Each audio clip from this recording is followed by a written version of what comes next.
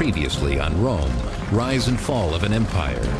In 47 AD, Emperor Claudius leads a magnificent conquest to fabled Britain, Rome's first attempt since Julius Caesar 100 years earlier. But fueled by bloody rights and led by a charismatic warrior prince, the island's fierce inhabitants plunged Rome into an endless guerrilla war. Now, almost 40 years later, in 84 AD, Emperor Domitian battles against barbarians on the frontier and treachery in the Senate, until a bloody conspiracy sets Rome on a new course, and Emperor Trajan brutally finishes what Domitian has started.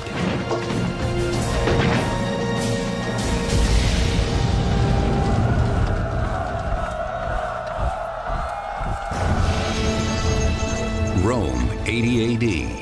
By the end of the 1st century, the Roman Empire is becoming well established. The army is strong. Battles are won. Dominance is gained. It's entering into a very prosperous period that's going to last about 150 years, up until the middle of the 3rd century AD, when they start to run into real problems. So Rome is entering a very prosperous period at this juncture.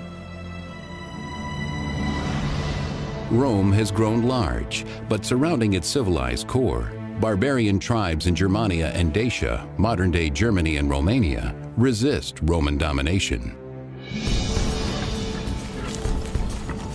Most troublesome of these are the Dacians.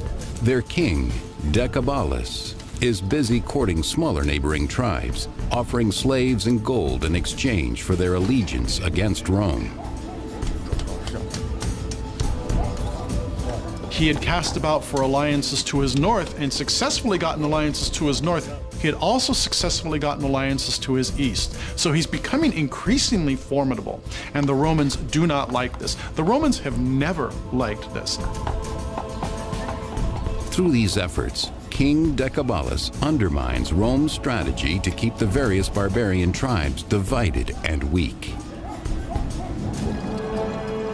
The Romans dealt with all of these configurations of tribes across both these borders, largely by seeking to pit them, the one against the other, to manipulate them so that they never achieved solidarity against Rome, on the one hand, and so that none of them ever became powerful enough in its own right by conquering all the others that they would pose a significant enough threat.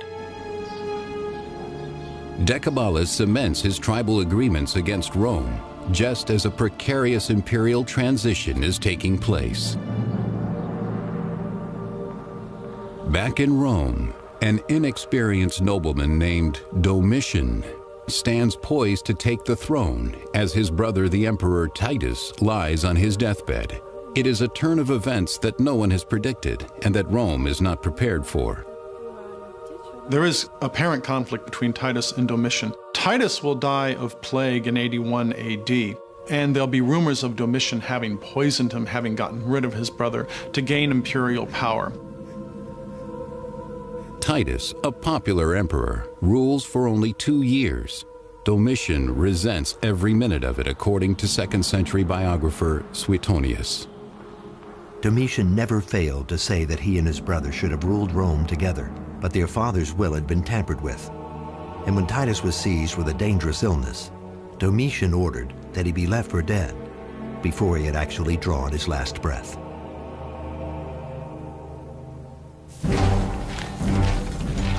Rome's might lies in the power of its army to crush the resistance of all who challenge the empire. So to prove he is as worthy as his brother and father, Domitian must earn his legacy on the battlefield. In 83 AD, he leads his soldiers to the Germanic frontiers along the Rhine and Danube in a showy display of Roman strength. But Domitian himself will not face the first onslaught of barbarian warriors alone. Accompanying him as his battle commander is someone who lacks both status and experience, someone who can never be a threat to him, Cornelius Fuscus. The man who was most in a position to threaten the emperor, that is, the man in command of troops at Rome, was too low rank to actually think of himself as a significant candidate for the throne. This is a way of protecting themselves by putting someone lower ranked in charge of these troops. Domitian has chosen an easy target, an unprepared and underarmed group of German barbarians.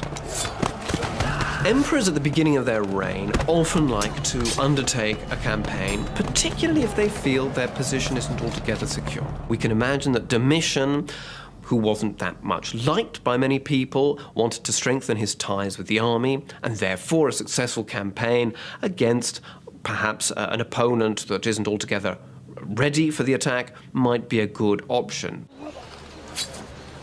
The Germans go down in a bloody defeat, and Domitian praises his triumphant legions, raising their pay 25% and taking for himself a new honorary title, Germanicus, conqueror of the Germans.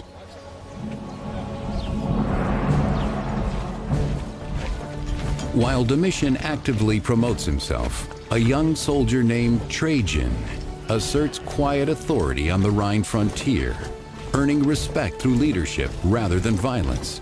He is a man of ambition and patience.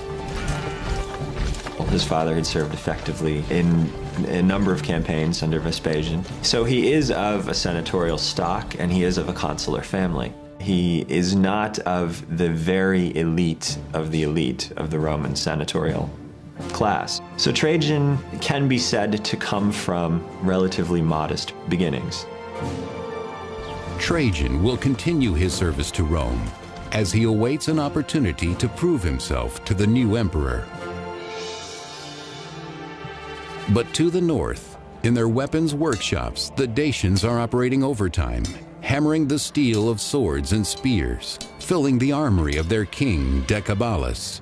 He knows that war with the Romans is drawing near, and he wants his people armed and ready. Historian Cassius Dio describes him. Shrewd in his understanding of warfare, and shrewd also in the waging of war, Decebalus judged well when to attack and chose the right moment to retreat. He was an expert in ambushes and a master in pitched battles. He knew not only how to follow up a victory well, but also how to manage a defeat. The Dacians were quite a sophisticated, perhaps the most advanced civilization apart from the Romans in the Mediterranean area at this time. So it's not surprising they could pose a serious threat, absolutely.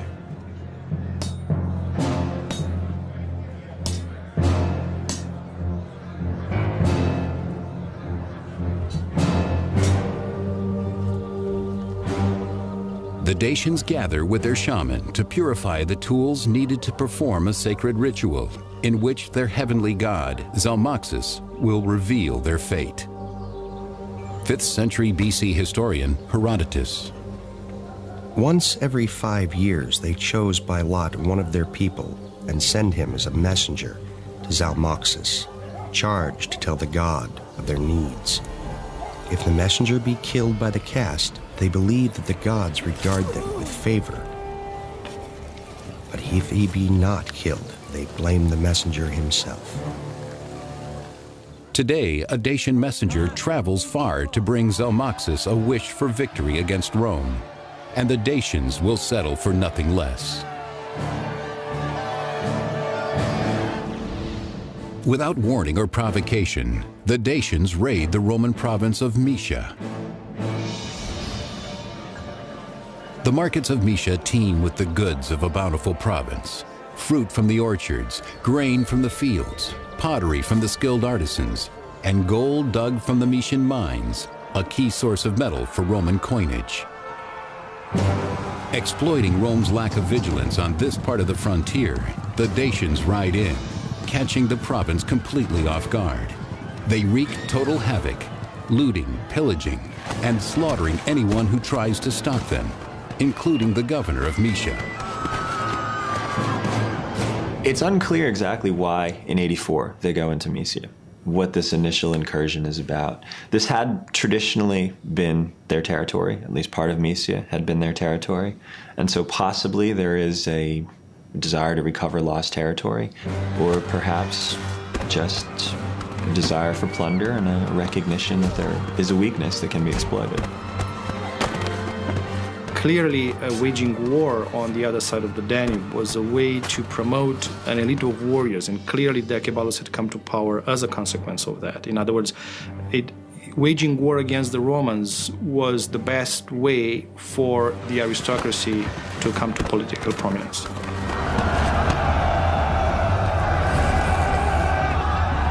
The Dacians close in from all sides. This attack on Moesia is more than an assault on Roman rule. It's an assault on the emperor's personal prestige. The barbaric murder of a governor cannot go unanswered by Emperor Domitian.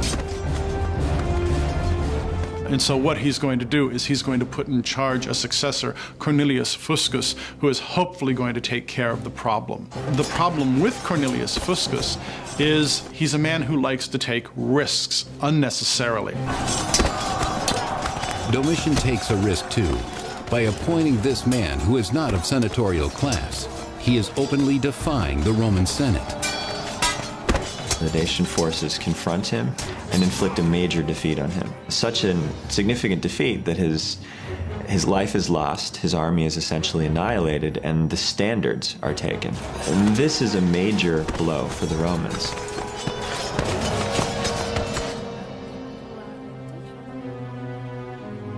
Rome pays for Domitian's misjudgment in the blood of its soldiers. But wars have other costs too, and it's the wealthy citizens of Rome who are forced to fund Domitian's expensive army. The emperor would stop at nothing to fill his coffers, writes 2nd century biographer Suetonius. Reduced to financial straits by the cost of buildings and shows and the pay raises he gave to the soldiers, Domitian eagerly resorted to every sort of robbery. He used any charge to seize the property of the living and the dead. In this way, he became an object of terror and hatred to all. All except the Roman army, whose loyalty Domitian has bought. With a new general installed after Fuscus's death, Emperor Domitian deploys his soldiers across the border to Tapai and Dacia. Now more than ever, the emperor must defeat Decebalus and regain Roman honor. He depends on auxiliary troops, foreign allies, paid to fight Rome's battles. So Rome has to do something about this, because it's not just losing 2 governors, it's a matter of national prestige. You can't have this kind of hit-and-run raid, although killing 2 governors is much more than a hit-and-run raid, and not do something about it. So Decebalus had to be dealt with in some way. As the Roman and Dacian forces clash again, Rome is determined to settle the matter once and for all. The Dacians are notoriously fierce fighters, but the Roman army, beefed up with auxiliary troops composed of barbarian allies, won't back down. For the Dacians, the experience of fighting Romans is certainly going to be a terrifying experience. Not just because you're fighting a professional military that demonstrates its capacity and its organization at every turn, but also because you're going to be facing auxiliaries whose style of fighting are things you've never encountered. You've never encountered people who look like this, or people who dress like this, or people who fight like this.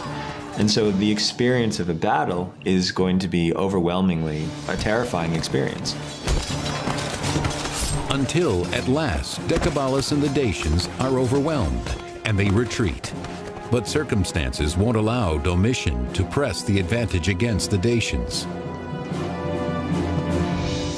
While Domitian is preoccupied with Decebalus and the Dacians, a Roman governor in Germania seizes his chance to rebel.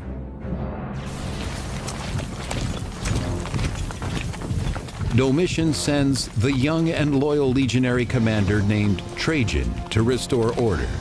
The revolt is crushed, and the rebel leader taken captive. The domestic problem that Domitian faced in 89 was apparently dissatisfaction among at least one of the commanders and his legions elsewhere in the European theater. This was the general Saturninus, who seems to have made an attempt to declare himself emperor while Domitian was preoccupied with the Dacian wars. Trajan helps quell the Saturninus rebellion, winning greater recognition from the emperor. As a reward, Domitian makes him consul in 91. And then it seems he's given probably 2 military governorships along the frontier, both of which required great skill and also granted to him great responsibility. But for the Dacian king Decebalus, the Emperor Domitian's political and military problems provide an unexpected bonus. Domitian, an inept leader at best, suddenly feels vulnerable because of dissent in his ranks and the savagery of the Dacian resistance. Hoping to appease and control his defeated enemies, the insecure Domitian sends a messenger from Rome into Dacian territory, offering a generous treaty deal with the warrior king. It is a weak and cowardly solution. Anytime a military leader settles with an enemy for anything less than total victory, it's always going to be open for his critics to complain that this amounts to a cowardice, to letting an enemy off the hook. Witness the criticism, both in the 90s and early into this decade, that was leveled at George H.W. Bush for allowing Saddam Hussein to remain in power after the first Gulf War.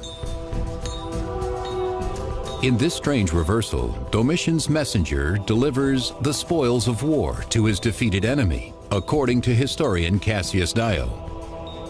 Domitian had given large sums of money to Decebalus on the spot, as well as artisans of every trade, pertaining to both peace and war, and promised to keep on giving large sums in the future. Domitian squanders Rome's wealth to buy a barbarian's loyalty.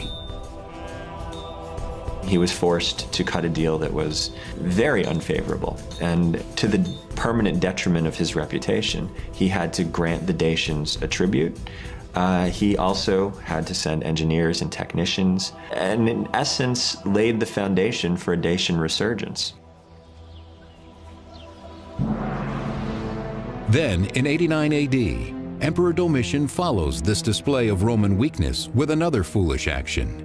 What he believes will be a show of Roman strength against other barbarians across the Danube.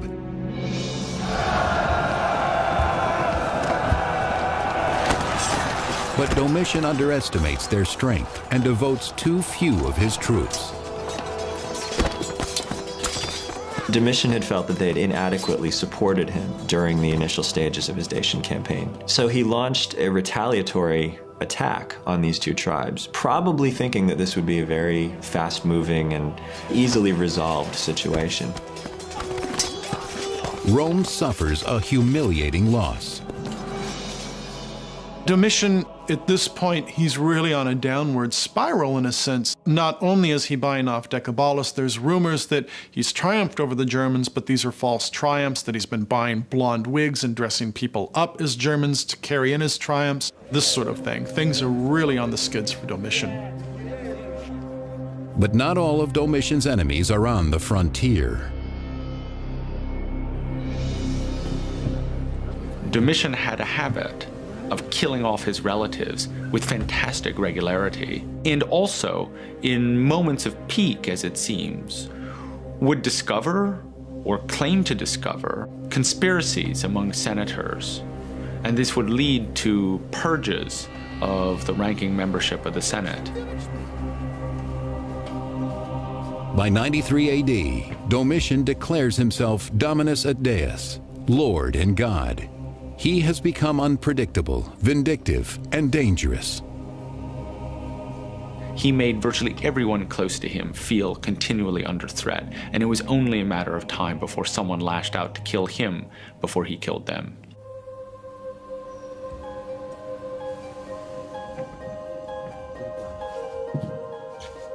As long as Domitian lives, no one around him is safe. His wife Domitia, her steward Stephanus, and others close to Domitian decide to take matters into their own hands, according to biographer Suetonius. As the conspirators were deliberating when and how to attack Domitian, whether at the bath or at dinner, Stephanus, Domitian's steward, offered his aid. To avoid suspicion, he wrapped up his left arm in woolen bandages for some days, pretending that he had injured it and concealed in them a dagger. We know that at the time he's assassinated on September 18th, 96 AD, that he's hated by his wife Domitia, that he's hated by various courtiers and freedmen, that the Senate's not too fond of him. No one likes Domitian at this point. So there may have been a combination conspiracy between the imperial house and various members of the Senate. The plot is worked out. Now it's time to set it in motion.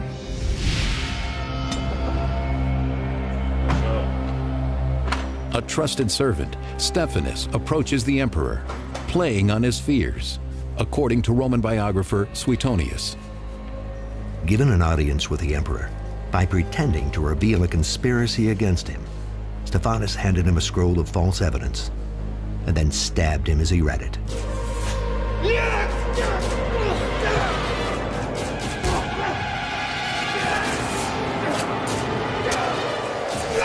Hearing the commotion, Domitian's guards rush in. Too late to save the emperor, too soon for Stephanus to escape. Domitian is only 45 at the time of his assassination. He has reigned for 15 years. The assassination of Domitian unfolds as a plot within, at least initially within his household. He's assassinated by members of his court and assassinated in a private space. In many ways, this looks like a sort of open and shut case, but there are reasons to think that other things are happening.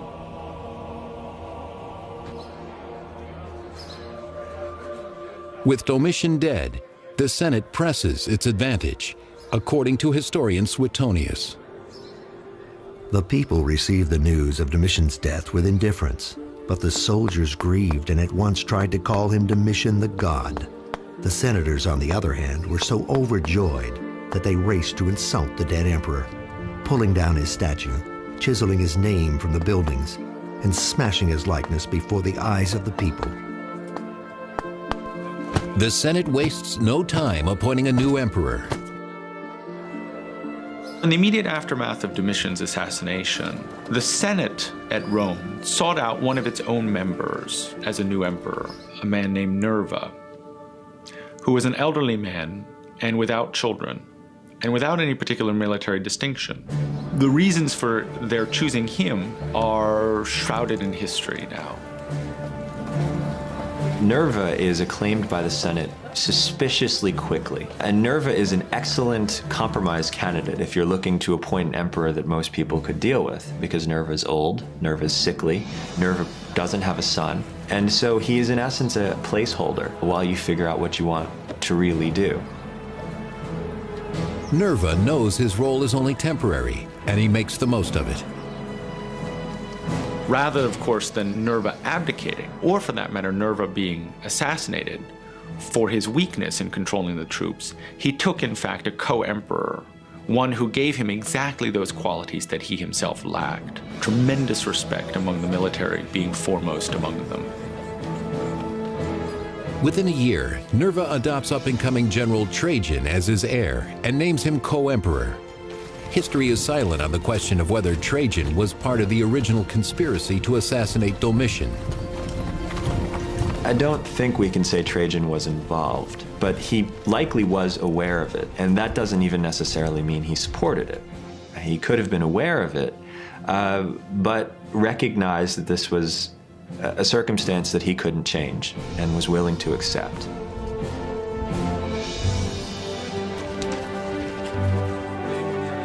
Three years later, Trajan, on foot and in civilian garb, is almost unrecognizable as he arrives at Rome's gates in 98 AD.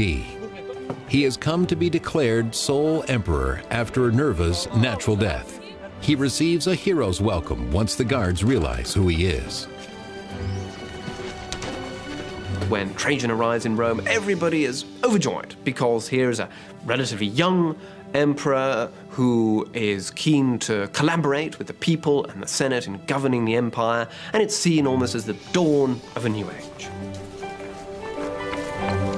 From the outset, it is clear that Trajan is everything Domitian was not. The historian Pliny celebrates the new emperor's gloriously modest arrival. The very method of your entry won delight and surprise, for your predecessors chose to be carried in, not satisfied even to be drawn by 4 white horses, but lifted up on human shoulders in their overbearing pride. You towered above us only because of your own splendid physique. He had due respect for the groups that mattered, and perhaps more importantly for the groups that wrote history, and that's why Trajan goes down as being such a good emperor.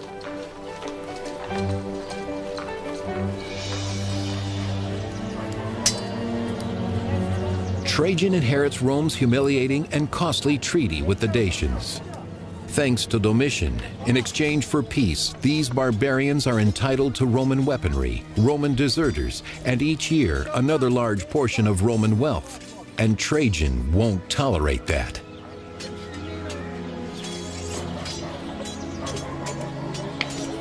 Trajan, and probably many like Trajan, looked at the defeat that the Dacians had inflicted on Domitian, or at least the treaty that the Dacians had inflicted on Domitian, as a real black eye for the Romans. And so there was incentive to do something about this and to fix this situation.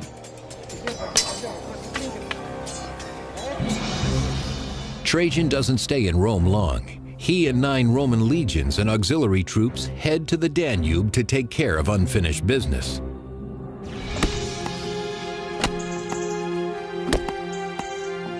He fortifies Rome's military presence on the frontier, preparing for a long engagement along the Danube. But before he can confront the Dacians, he must build the infrastructure to support his troops. Only then, according to the historian Cassius Dio, will he be ready to repair the damage wrought by Domitian and restore Rome's honor by settling the score with the Dacians. He took into account their past deeds and was grieved at the amount of money they were receiving annually. And he also observed that their power and their pride were increasing. But vengeance might not have been Trajan's sole motivation. There are any number of motives that Trajan could have had for going after Decebalus at this point. It could have been revenge and national honor. It could be a matter of a new emperor who wants to gain prestige and authority and solidify his position, so he's going to go off and make war. Maybe both of those. The campaign is a huge undertaking. Trajan spends a year building forts, roads, and bridges in preparation. It's a very difficult area for the Romans to penetrate, and a lot of engineering work has to be carried out, first of all, to cross the Danube there. There's lots of narrow gorges and so on. By 101 AD, Trajan is ready.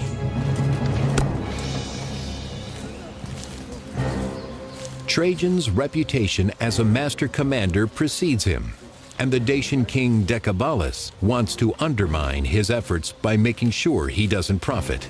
To keep the Dacian treasury from falling into Roman hands, Decebalus buries his riches. Only he and his henchman Basilis know where. Dacia is a relatively rich area. If the Romans were to expand, Dacia would be a natural choice. The resources are there to make this, if not a profitable campaign, at least a campaign that could potentially pay for itself. And so, if we are willing to accept that Trajan had greater ambitions for conquest and greater ambitions for himself and his state, it would be natural for him to look to Dacia.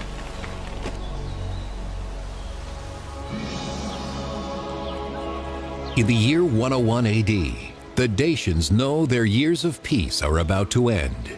Many of them pack up and flee for their lives.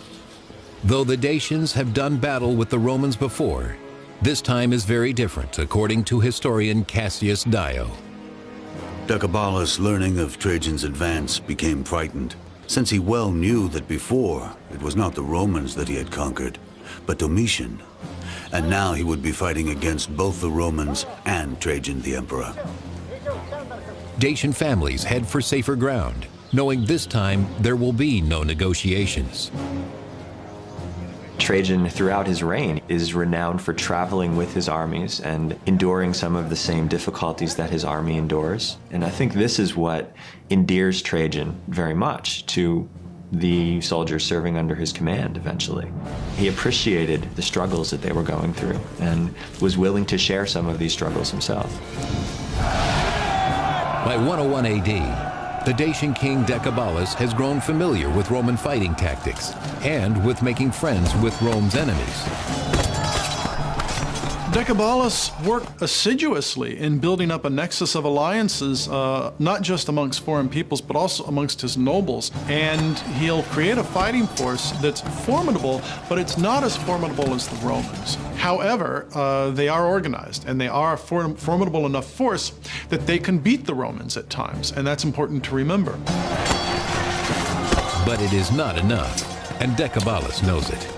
Faltering, he even sends Trajan a plea for peace. Trajan rejects it. The emperor will stop at nothing short of victory, though it comes at a high price, writes historian Cassius Dio. Trajan engaged the foe and saw many wounded on his own side and killed many of the enemy. And when bandages gave out, he is said not to have spared even his own clothing, but to have cut it up into strips.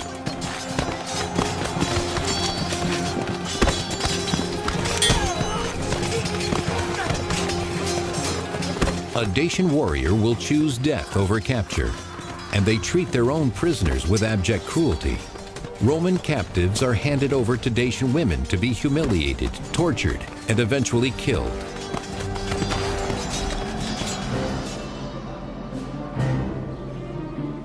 Ultimately, Trajan prevails over Decebalus, bending the barbarian to Rome's will.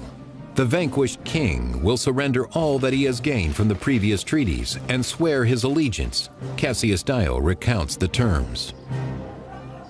So Decebalus reluctantly engaged to surrender his arms, to give back the deserters, to demolish the forts, to withdraw from captured territory, and furthermore, to consider the same persons enemies and friends as the Romans did. With the terms of the treaty agreed upon, Trajan has converted a fierce adversary into an ally and can return to Italy a proud man. But the treaty falls short of its mark. It can't curtail Decebalus's bloodthirsty ambition, and it can't force him to surrender his knowledge of Roman technology.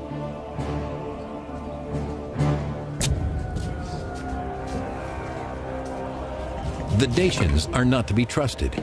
Denied Roman weaponry, they begin to construct their own, breaking their word by building their armories. With sharpened blades and bolstered ranks, they expand their territory in defiance of Rome. It's very unclear why Decebalus should break the treaty. Probably the answer was that it was a question of inevitability. Decebalus no doubt saw that a war with Rome, another showdown, was inevitable. The region was not big enough for the two of them, if you like. And therefore, he thought he would get his attack in first. He took in deserters, he made various menacing moves, and perhaps he hoped he could seize the initiative, take over more of the region, and therefore forestall the attack by Trajan, which he no doubt thought was inevitable. While Decebalus is rebuilding his war machine in Dacia, Trajan travels from Italy to sabotage it.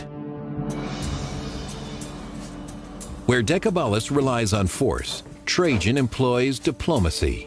He courts the Quadi, Marcomanni, and other barbarians sympathetic to the Dacians, but swayed by Roman wealth. By winning them over to Rome's side, Trajan deprives Decebalus of fighting power. If Decebalus means to wage this war, he'll have to fight it alone.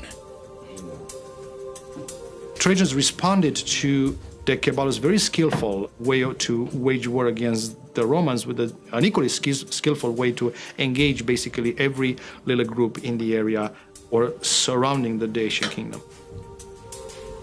So there's a lot of desperation on the part of Decebalus at this juncture, and his allies are growing restive. They want to leave him, and they're making overtures to the Romans. So what's going on at this point is Decebalus certainly knows he's in a grave, grave situation. 106 AD. Not settling for half measures, Trajan leads his expansive forces to the political center of the Dacian kingdom, Sarmisagathusa in present-day Romania.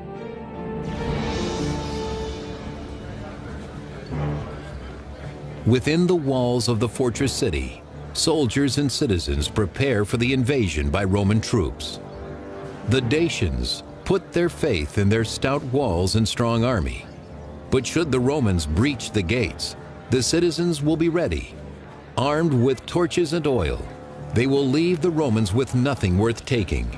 And for themselves, a poison is prepared, so that no Dacian man, woman, or child will suffer capture and Roman slavery. If they are defeated, they will all be joined in death.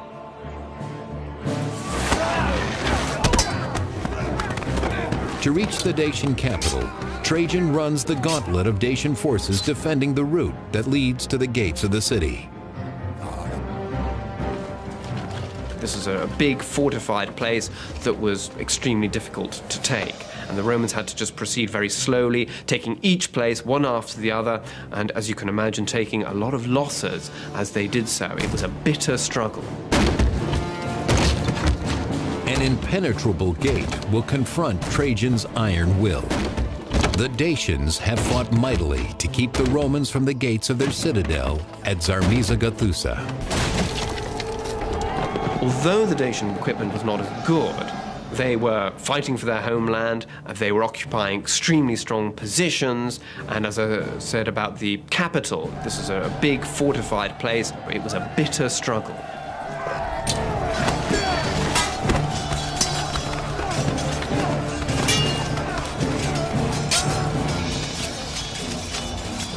The Roman efforts pay off as their forces penetrate the doomed city. But the Dacians who choose death over defeat have poisoned themselves and set the city ablaze. Decebalus, cornered by Roman soldiers, will not be taken alive. But his aide, Bacillus, pleads for his own life and is captured. A better prize is Decebalus's head, which Trajan soldiers collect as the ultimate trophy. They will later parade it victoriously through the streets of Rome. It was the first big military success by a reigning emperor since the days of Augustus and Julius Caesar. This was a remarkable achievement.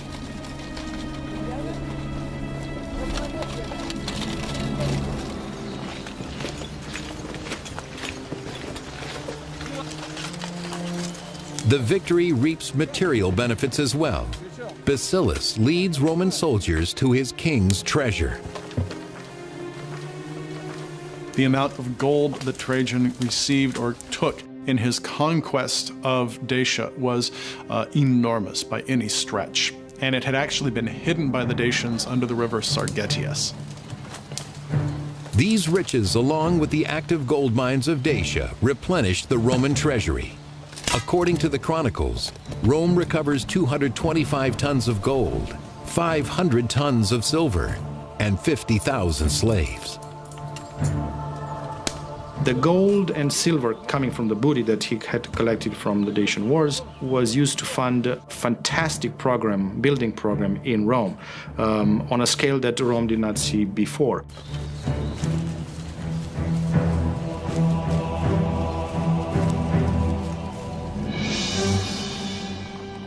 The spoils of war provide Trajan with the funds he needs to build a new forum complex in Rome, the largest ever built. Though the forum was magnificent in its day, little but the centerpiece column remains. But it's enough. This astonishing edifice, called Trajan's Column, provides a cryptic pictorial narrative of the Dacian Wars that returned Rome to her glory. Trajan's Column is about 100 foot high, with 155 different scenes from the war against the Dacians. It's not a blow-by-blow account, of course. It's got, as it were, symbolic sort of scenes. We also can see barbarians of various kinds and their equipment and so on. But by and large, of course, it is the triumphal advance of the Romans and their two victories in the two wars.